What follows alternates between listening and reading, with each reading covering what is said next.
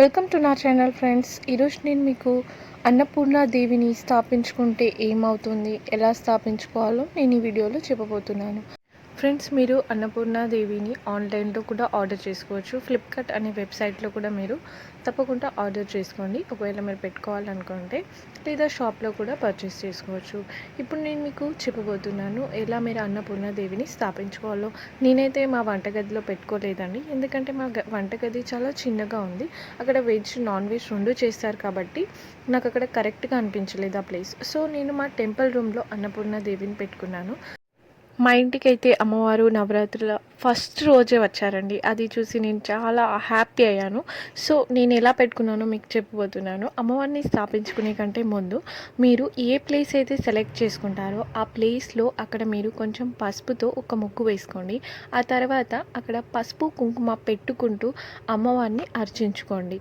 ఓం అన్నపూర్ణాదేవి నమః అనుకుంటూ మీరు మంత్రం చదువుతూనే ఈ ప్రాసెస్ చేయాలండి. ఆ తర్వాత అమ్మవారిని మనం పాలతో అభిషేకం చేసుకుంటూ ఆ మంత్రంని చదువుతూ ఉండాలండి. ఆ తర్వాత మీరు ఒక చిన్న ప్లేట్ వస్తుందండి.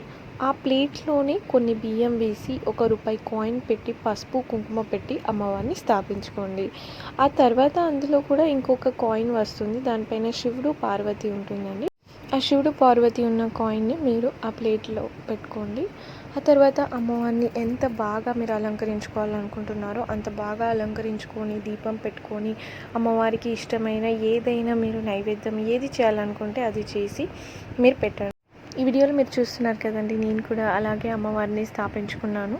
108 సార్లు అమ్మవారి మంత్రాన్ని జపించుకున్నానండి. మీరు కూడా అలాగే జపించుకుంటే చాలా మంచిదండి. ఆ తర్వాత అమ్మవారికి ఆరతి ఇచ్చిన తర్వాత ఈ పూజ ముగిస్తుంది. మీకు కూడా అమ్మవారి ఆశీస్సులు తప్పకుండా లభిస్తాయండి. ఏమైనా డౌట్ ఉంటే నాకు కమెంట్ చేయండి. మీకు